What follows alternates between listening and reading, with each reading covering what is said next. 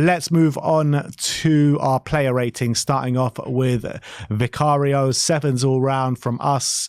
I think Vicario played well yesterday. I think everything that came his way, I thought he dealt with to a pretty good standard. He just didn't have to do much, to be honest, throughout the game. Yeah, I think the defence did most of the work for him. I think he made one save throughout, which was from Morris in the in the second half, where he beat Romero and he got the shot off. But you expect him to make that save, albeit it was a good save, and he did well not to parry it back into trouble and to parry it to a safe position. But apart from that, I don't remember any real. He had another save from Woodrow, but that's a save you expect him to make. It was right straight at him. So I think he did everything he did, what he could do. But I think the defence did most of the work for him. Moving on to the right back, Pedro Porro. 8s all round for Pedro, and I thought he had a really good game yesterday. I think that there are a couple of lapses in concentration defensively, which I noticed after the game, because during the game yesterday I said he was my man of the match, but I've changed that decision now. But I thought Pedro was very good. Some good attacking moments in the first half as well. Second half, I thought he defended fairly well, apart from maybe a couple of lapses of concentration. But I'm just loving what I'm seeing all in all from Pedro Porro week in, week out now. Yeah, I felt like in the first 20 minutes or so of that second half, our fullbacks were struggling a bit with to contain their width, and he lost Adebayo for that chance, and Doughty could have had a volley at the back post as well. But I thought by and large he did really, really well with his passing ability to relieve the pressure in that second half, and obviously he had that outside of the boot curling effort, which was a whisker away, and he had that chance in the first half which he probably should have scored when he was 1-1 with the keeper. But I thought again another solid performance from Pedro Porro. And I think it was a lot more positive than there was negative from him on the day. Absolutely. Let's move on to Kuti Romero. 9s all round for Kuti. I thought he was absolutely sensational yesterday. Didn't put a foot wrong the whole game, in my opinion. And the only thing keeping away from a 10 is probably a goal contribution, to be honest. But as a centre-back, he did everything that was asked of him. Aggressive challenges, blocks, clearances, everything. He had literally everything to his game. Some of the blocks he's made, or especially one of them, was definitely a goal-saving block as well. And I just loved what I saw from him, to be honest. And you're really seeing him mature into one of the top centre-backs in the Premier League at the moment. And, you could have said last season and the season before, way too rash with his decision-making. And I think like that captain leadership is really kind of helping him eradicate that from his game. And I think he's taking that kind of responsibility and that authority on the football pitch now. Yeah, phenomenal from Kuti. So proud of him and Postecoglou mentioned it after the game. He was asked about what a strong defensive performance it was from the team. And he said, a lot of it is down to Romero. He just aspires confidence from the defence around him, knowing they got a World Cup winner who's got that confidence leading the line next to him. And he just exudes like composure and confidence when he's on the team. But when he has to be aggressive and he has to kind of batten down the hatches like he did yesterday and get a lot of headers away and clearances, he was also doing the dirty work as well. And considering, we got a very young backline, like he's the experienced head in that backline. And I thought he did a brilliant job leading the defence yesterday to a clean sheet. And I thought there was so many vital blocks and clearances that he had to do yesterday to make sure we got the win. And he also played a brilliant long ball to Maddison in the first half, which we maybe could have got a goal from, where Sonny hits over the bar. So I think he has both sides of his game doing so well this season. He's having a phenomenal season. So great stuff again from Kuti. Moving on to his partner in Mickey van der Ven. Sims gives him a 9. I gave him a big fat 10. I don't think it was as good as Kuti defensively, but that's no slight on Mickey van der Ven because he was absolutely brilliant defensively and is a different style of defender. And I think he uses his physique and his speed to really help him in those situations. And I think we saw that again yesterday. But the reason I gave him a 10 was, first of all, I thought he defended admirably well, but obviously he gets that goal, the all-important goal. And it was actually an underrated finish from Mickey van der Ven. The way he had to kind of shift his body in a shooting position and creep the ball underneath the keeper, absolutely top-notch. We win the game 1-0, and Mickey van der Ven was sensational, so 10 for me. Yeah, fantastic game. I only gave him a 9, but I thought he was phenomenal throughout, just like Romero. I thought they complemented each other so well. I agree with you. The goal he got was actually a lot harder than it looked. Till he let it run across his body and finish it beyond the keeper and made sure it hit the back of the net. It was a good finish. But I thought in the first half as well, he was a really big part of how we were able to progress the ball through the lines really quickly. And he played a number of good passes into the likes of Maddison, which allowed him to turn in space and create some opportunities. And he put in a number of crunching tackles in that second half as well, which allowed us to, get over the line with those 3 points. And another really composed, another brilliant performance from Van der Ven. And he's just, he's barely put a foot wrong ever since he's come to the club. It's been phenomenal.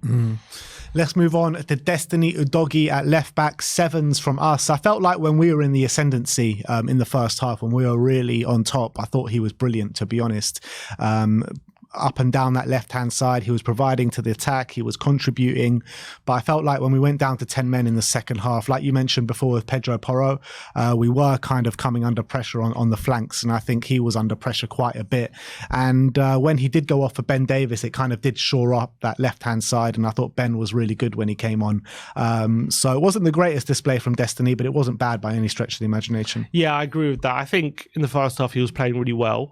Maybe not as good as some of our other players. He definitely wasn't getting in some of the positions he usually does, but he was still having a pretty solid game, allowing us to maintain control. But he did struggle a bit when we were down to 10 men against Hojbjerg, I think his name is, on the right wing for Luton, and he got beaten badly for the chance which Adebayo missed, and he ended up slipping, and that was a bad opportunity, and he was really struggling to contain him on that left hand side, and I think it was right to take him off when we did. So good performance overall, but he defensively, he just wasn't really at his best when we were down to 10 men. Moving on to Pape Matar Sarr, 8s all round for Pape. I thought he was absolutely brilliant. Duracell bunny, never stopped running. He was just everywhere, especially when Bissouma went off. I thought he did the running for both of those players, to be honest, and he was a big part why we didn't come under as much pressure as maybe we should have done against one man with the one-man deficit. So he didn't really, show his shooting ability that maybe he has done in previous weeks, but the sheer dogged work rate that he did for the team earns him the 8, to be honest. And the amount of times he wins the ball back in the middle of the park.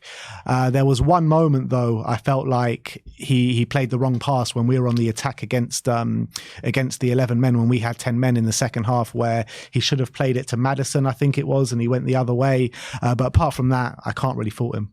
Yeah, I think he really stepped up the responsibility when we went down to 10 men, and I thought he did a really good job, a really mature second half from Pape Sarr, and to do that at 20 years of age is really impressive. Was unlucky not to get an assist in the first half, where he drives through the centre of the pitch and lays off Kulusevski, who nearly scored, and that was a good moment from the goalkeeper, and that was a good moment from Pape Sarr as well. And I think at the end of the day, a really strong performance again from him, and we needed him on the pitch if we were going to see out that result as well. Obviously, I think he did end up going off. No, he didn't end up. He stayed on, didn't he? He stayed on for the 90 minutes because Skip came on for Maddison. So I thought it was a really strong performance again from Pape Sarr, and he's just got that consistency down to it in his game at the moment, and to have that at 20 years of age is really impressive. Yeah, he needed to stay on the pitch because he was the one providing those legs in the middle of the park. So top performance from Pape Matar Sarr, and a performance beyond his years, really was.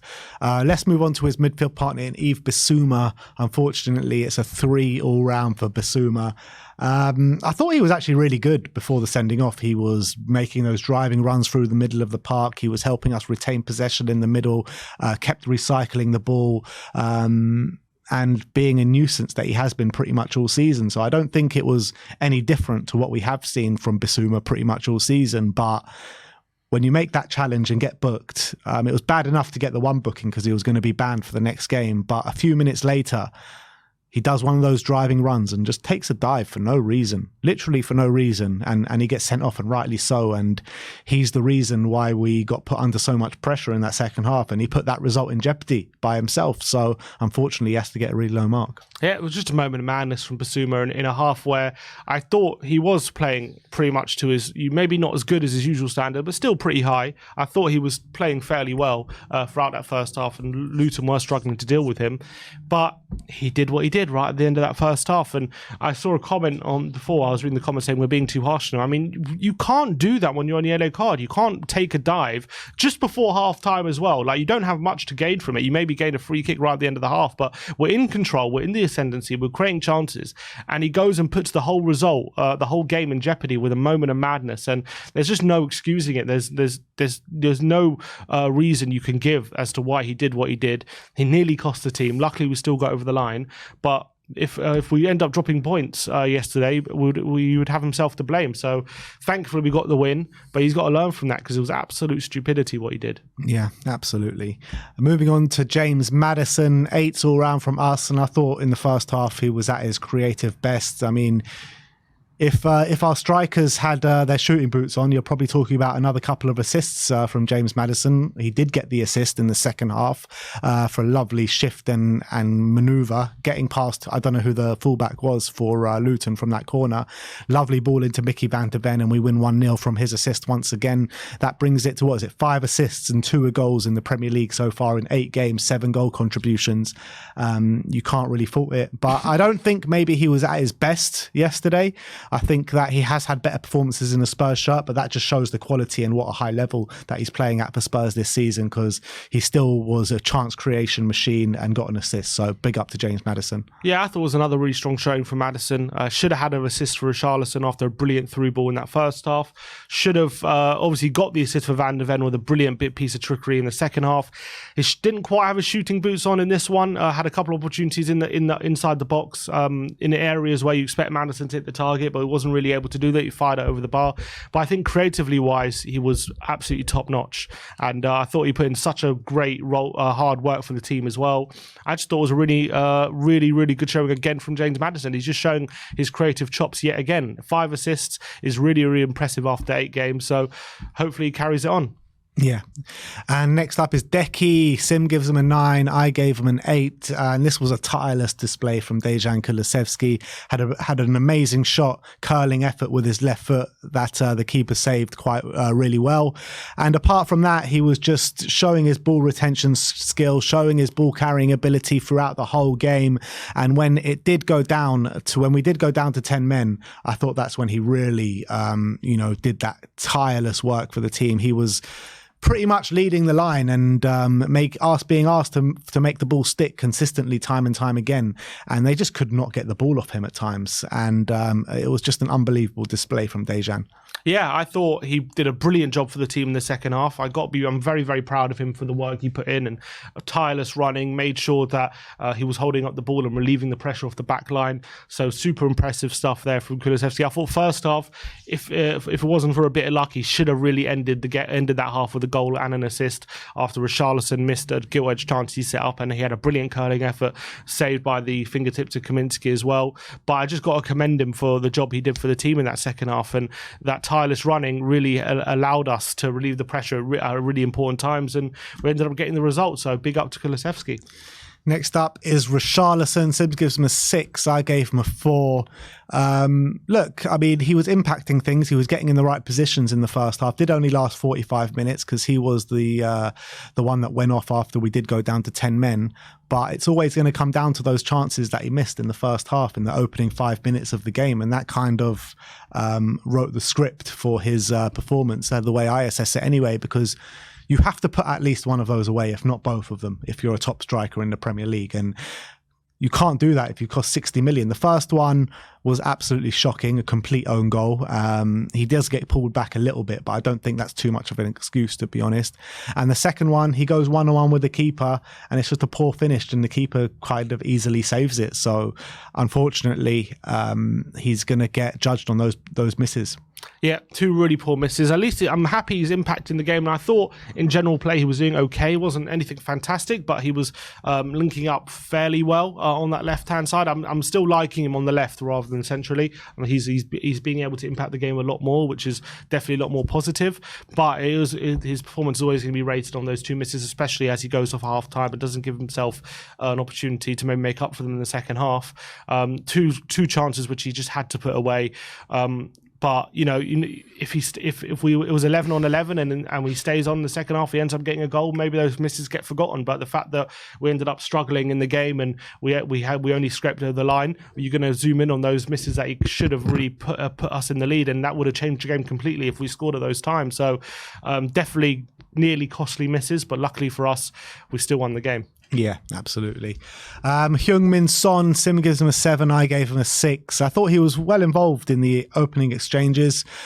Didn't really have his finishing boots on because that chance that didn't go in, you know that Son's got that in his locker to finish off those chances. But I felt he was involved, but I felt like when we did go down to 10 men, he wasn't really in the game. And when Luton were kind of sat in that low block, he did have a couple of chances here and there, but I don't think he was as involved that probably he would have liked to have been. Yeah, I think, again, I see signs of his link-up play improving. He had a really good through ball for Porro in that first half, which he should have really, Porro should have scored. So again, unlucky not to have an assist to his name. Shooting boots weren't quite on it for his kind of standards, where he had a shot a couple of shots in the first half which he blazed over the bar, where you expect him to at least hit the target with his quality. Second half was difficult for him to get involved in the game. He wasn't really impacting it, and obviously he went off late on in the game. But I think overall he's definitely showing signs for me that he's starting to really adapt to this central role and with his link-up play. But on another day, he probably should have had at least a goal in this game. Yeah. And last but not least, of the playing staff that we're going to rate is Pierre-Emile Hojbjerg, who came on at half-time. 7s all round from us. And I just thought he provided a really good option in the middle of the park. He helped Pape Matar Sarr patrol that middle of the pitch. And I think it was just tireless work. And you saw a bit of progressive passing in there from him as well. So I was happy with Pierre with his 45-minute cameo. Yeah, I think he did a really good job for the team, again, allowing us to see out the result. And I think it was a really calm, composed and a performance which had authority. And I think he really helped out Pape Matar Sarr a lot in that second half as well. So I was happy with Hojbjerg. No complaints about him in that second half. And last but not least, big Ange Postecoglou. Sim gives him a 9 and I gave him an 8. On reflection, maybe 9 is probably more fair because I thought he played a blinder in this game, to be honest.